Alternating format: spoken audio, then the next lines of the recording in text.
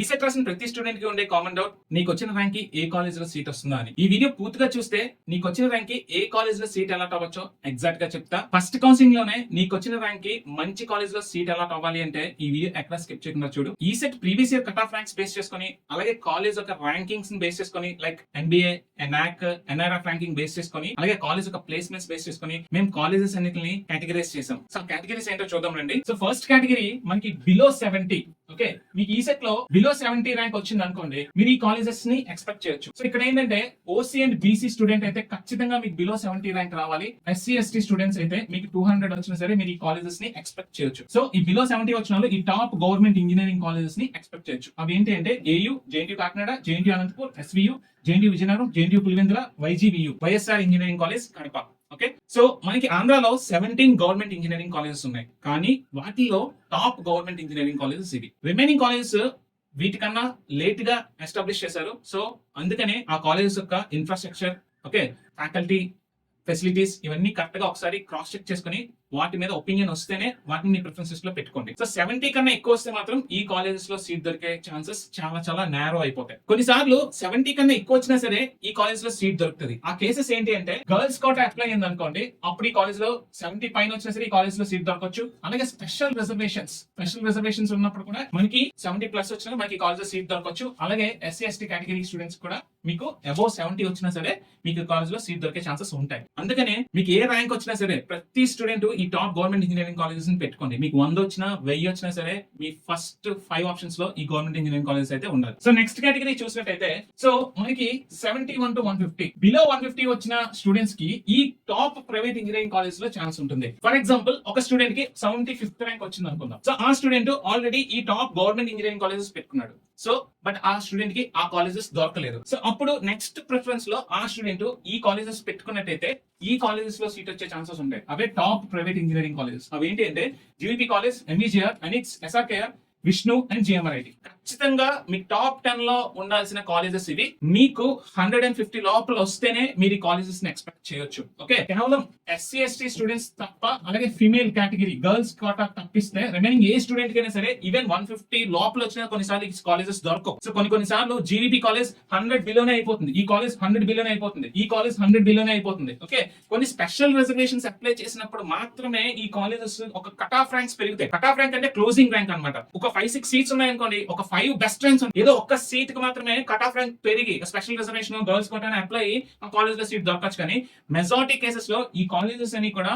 మంచి ర్యాంక్స్ కే ఫిల్ అయిపోతాయి. బట్ మీరు ఈ కాలేజ్ మాత్రం మీ ప్రిఫరెన్సెస్ లో పెట్టండి, ఎందుకంటే ఏమైనా లక్ ఫేవర్ చేస్తే ఈ కాలేజ్ మీకు తగిలే ఛాన్సెస్ ఉంటాయి. సో లక్ ఎప్పుడు ఫేవర్ చేస్తుంది అంటే అందరికి ఒకే మైండ్ సెట్ ఉండదు కదా, ఒక్కొక్కరికి ఒక్కొక్క మైండ్ సెట్ ఉంటుంది. అదేంటనేది మీకు ఇప్పుడు ఎక్స్ప్లెయిన్ చేస్తాను చూడండి. సీట్ అలాట్మెంట్ అనేది మీ ర్యాంక్ బేస్ చేసుకునే కాదు. ఓకే, ఓన్లీ ర్యాంక్ బేస్ చేసుకుని కాదు, మీ ర్యాంక్, కేటగిరీ, అలాగే మీ లోకల్ స్టేటస్, రిజర్వేషన్ అంటే స్పెషల్ రిజర్వేషన్స్ ఏమైనా ఉంటాయి, రిజర్వేషన్స్, గర్ల్స్ కోటా, ఇవన్నిటిని బేస్ చేసుకుని ఇంకొక పాయింట్ కూడా ఉంది. అదేంటి అంటే మీ ప్రిఫరెన్స్ బేస్ చేసుకుని ఉంటుంది. అదేంటి అంటే ఒక AU స్టూడెంట్ అంటే AU reason students, SVU reason student, AU reason student SVU reason కి నాన్ లోకల్ అవుతాడు, SVU reason student AU reason కి నాన్ లోకల్ అవుతాడు. AU రీజన్ స్టూడెంట్ ఎవరు కూడా SVU లోకి వెళ్ళి చదువుదామని అనుకోరు, అలాగే SVU రీజన్ స్టూడెంట్స్ అందరూ కూడా AU లోకి వచ్చి చదువుదాం అనుకోరు. మిమ్మల్ని మీరే క్వశ్చన్ చేసుకోండి, మీరు AU రీజన్ స్టూడెంట్ అయితే మీరు వెళ్ళి కడపలో చదువుదాం అనుకుంటారా, కర్నూలులో చదువుదాం అనుకుంటారా, నెల్లూరులో చదువుదాం అనుకుంటారా, ప్రకాశంలో చదువుదాం అనుకుంటారా? చూసారా? సో ప్రతి ఒక్క స్టూడెంట్ ఈ 4-5 ఆప్షన్స్ పక్కన పెట్టేస్తారు, అంటే 5 డిస్ట్రిక్ట్ పక్కన పెట్టేస్తారు. రిమైనింగ్ డిస్ట్రిక్ట్ ఆలోచించడానికి కూడా కొంత టైం తీసుకుంటాడు. సో మీకు ఏ ర్యాంక్ వచ్చినా సరే ప్రతి స్టూడెంట్ ఏం ఆలోచిస్తాడు, నా చుట్టుపక్కల ఉన్న కాలేజ్ లోనే జాయిన్ అవ్వాలని అనుకుంటాడు. అలాంటప్పుడు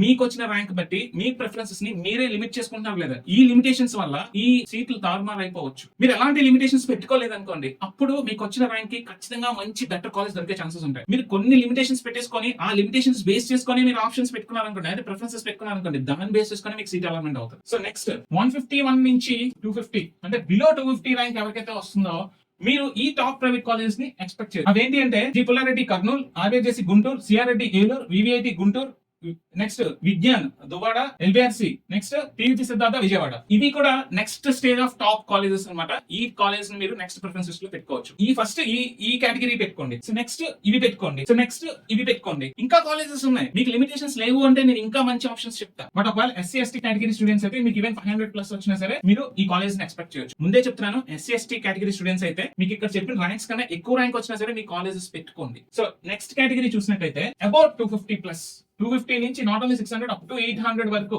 మీకు ఏంటంటే ఒకవేళ ఈ టాప్ కాలేజెస్ దొరకలేదు అనుకోండి, మీరు ఏం చేస్తారు అప్పుడు? మీరు టైర్ 1 కాలేజెస్ లిస్ట్ కి వెళ్తారు. ఓకే, మీకు ఏ ర్యాంక్ వచ్చినా సరే ప్రాపర్ గా ఆప్షన్స్ ఇచ్చుకుంటే, ఎటువంటి లిమిటేషన్స్ లేకుండా ప్రాపర్ ఆప్షన్స్ ఇచ్చుకుంటే సో బెటర్ కాలేజ్ దొరికే ఛాన్సెస్ ఉంటాయి. మీకు ఒక 250 ర్యాంక్ వచ్చింది, మీకు టాప్ కాలేజ్ కావాలి, కానీ మీకు చాలా లిమిటేషన్స్ ఉన్నాయి. ఆ లిమిటేషన్స్ ఏంటి? మీరు వైజాగ్, విజయనగరం దాటి వెళ్తారు. 250 ర్యాంక్ వచ్చింది, మీకు టాప్ కాలేజే కావాలి, ఈ టాప్ కాలేజెస్ కావాలి. ఇదిగోండి ఈ ఇంజనీరింగ్ కాలేజెస్ కానీ ఈ టాప్ కాలేజెస్ కావాలి. కానీ తనేంటి వైజాగ్ విజయనగరం దాటి వెళ్ళదు. వైజాగ్ విజయనగరం దాటి వెళ్ళకపోతే ఆల్రెడీ నువ్వు కొన్ని లిమిటేషన్స్ పెట్టేసుకున్నావు కాబట్టి ఆల్రెడీ ఆ లిస్ట్ లో కొన్ని కాలేజెస్ పోతాయి. ఆ కాలేజెస్ వైజాగ్ విజయనగరం దాటి ఉంటాయి. సో ఇప్పుడు నువ్వు లిమిటేషన్స్ పెట్టుకోవడం వల్ల, నీ ప్రిఫరెన్సెస్ లో నువ్వు లిమిటేషన్స్ పెట్టుకోవడం వల్ల నీ ఛాన్సెస్ ని నువ్వు నేరో చేసుకుంటున్నావు. నీ ఛాన్సెస్ ని నువ్వు నేరో చేసుకుంటే నువ్వు ఎలా ఎక్స్పెక్ట్ చేయగలవు బెటర్ కాలేజెస్?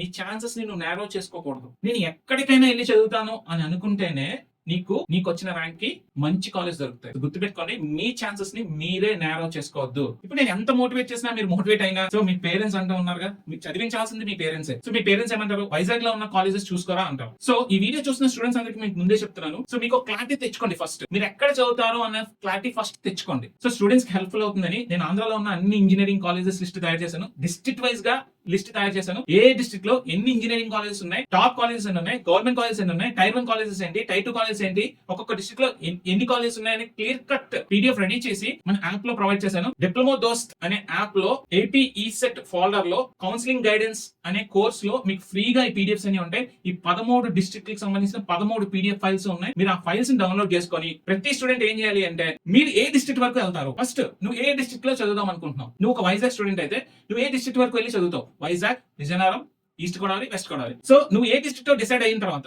ఆ 4 డిస్ట్రిక్ట్ లో ఒక పీడిఎఫ్ లో తీసుకో. పీడిఎఫ్ డౌన్లోడ్ చేసుకొని ఏం చేస్తావు?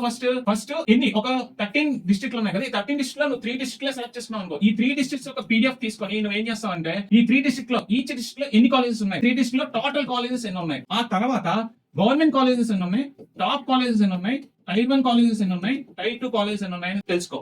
సో దీన్ని బట్టి నీ ఒక ప్రిఫరెన్స్ ఆర్డర్ పెట్టుకో.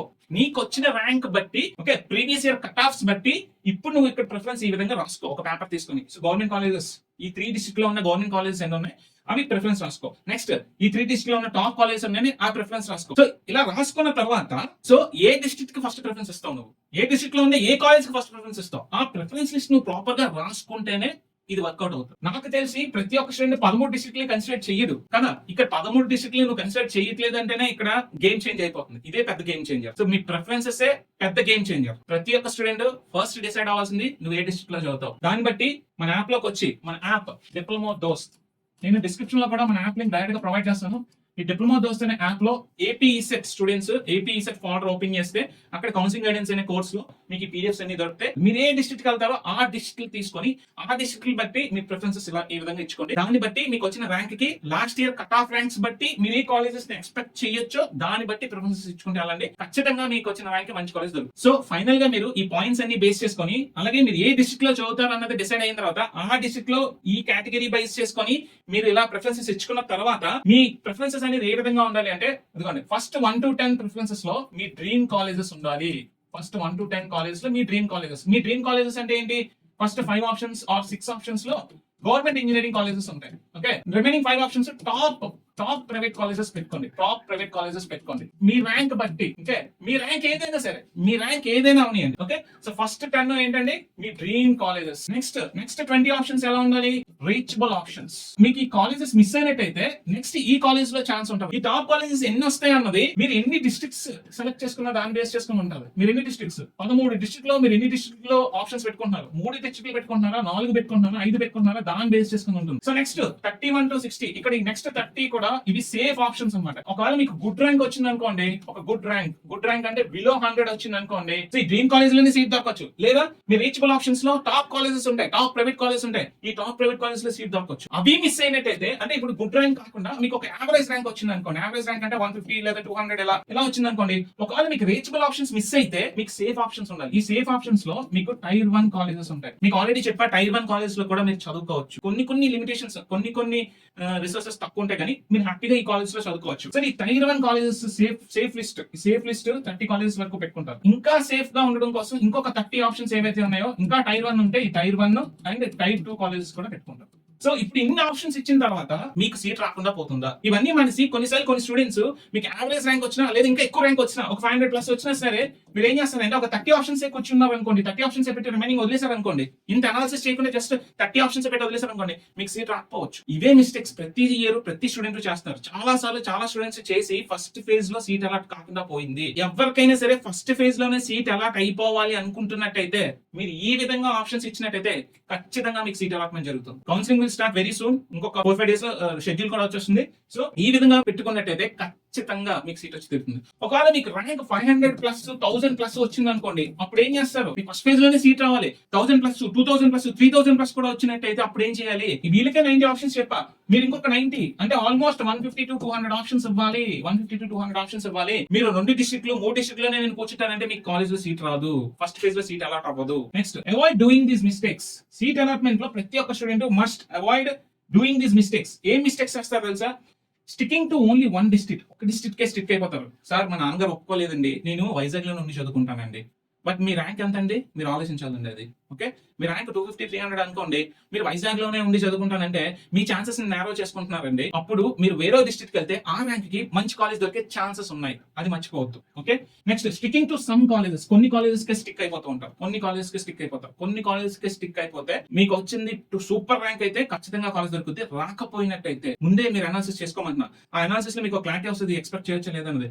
సో రాదు అని తెలిసినప్పుడు మీరు ఆ కాలేజ్ లో పెట్టి వదిలేస్తారంటే ఖచ్చితంగా మీకు సీట్ రాకుండా పోతుంది. So don't do that mistake. అలాగే గివింగ్ లెస్ ఆప్షన్స్. మీకు ఒక యావరేజ్ ర్యాంక్ వచ్చింది, ఒక 300-400 ర్యాంక్ వచ్చింది, బట్ స్టిల్ మీకు ఇంత అనాలిసిస్ చూసిన తర్వాత కూడా మీరేమో జస్ట్ ఒక 20 ఆప్షన్స్ ఇస్తాను, 25 ఆప్షన్స్ ఇస్తాను. మీకు 170 కాలేజ్ వరకు ఉన్నాయమ్మా. 170 కాలేజెస్ అంటే మీరు ఆలోచించుకుని ఎన్ని ఆప్షన్స్ ఇవ్వచ్చు అన్నది. సిఎస్సి స్టూడెంట్స్ అయితే టాప్ కాలేజ్ లోనే ఒక 200 ఆప్షన్స్ వరకు వచ్చేస్తాయి పెట్టుకుంటే. Think wise. సిఎస్సి కి నేను ఒక డెడికేటెడ్ వీడియో చేస్తాను, మీకు ఇంకా మంచి క్లారిటీ ఇస్తాను. Next, picking only top colleges. Picking only top colleges, ఇది చాలా చాలా పెద్ద బ్లండర్ మిస్టేక్. మీకు వచ్చిన ర్యాంక్ ఏంటనేది చూసుకోండి. ఓకే, మీకు వచ్చింది యావరేజ్ ర్యాంక్ అనుకోండి, కొంతమంది ఓన్లీ టాప్ కాలేజ్ పెట్టి వదిలేస్తారు. Don't do that. మీరు ఇంజనీరింగ్ చేద్దాం అనుకున్నావా? ఖచ్చితంగా ఈ ఇయర్ మీరు ఇంజనీరింగ్ చదువుదాం అనుకుంటే ఓన్లీ టాప్ కాలేజెస్ పెట్టి ఎలా వదిలేస్తావు? టాప్ కాలేజ్ తో పాటు గవర్నమెంట్ ఇంజనీరింగ్ కాలేజ్ పెట్టు, టాప్ కాలేజ్ పెట్టు, టైర్ 1 కాలేజ్ పెట్టు, సేఫ్ ఆప్షన్స్ పెట్టు. ఇక్కడ చెప్పిన అనాలిసిస్ ప్రకారం నువ్వు పెట్టు. అంతేగాని నేను కొన్ని టాప్ కాలేజ్ 10-15 పెట్టేసి వదిలేస్తాను అంటే నీకు సీట్ రాకుండా పోతుంది. Don't do these kind of mistakes. So అస్సలు ఇలాంటి మిస్టేక్స్ చేసి ఫస్ట్ ఫేజ్ లో సీట్ అలాట్ అయ్యే ఛాన్సెస్ ని పోగొట్టుకోవద్దు. సో ఈ వీడియోని మాక్సిమం మీ ఫ్రెండ్స్ అందరికి షేర్ చేయండి. ఎంత మందికి షేర్ చేస్తే అంతమంది షేర్ చేయండి, చాలా చాలా హెల్ప్ఫుల్ అవుతుంది. సో ఇలాంటి మంచి కంటెంట్ మన ఛానల్ లో ఇంకా వస్తాయి. మీకు ఏ డౌట్స్ ఉన్నా సరే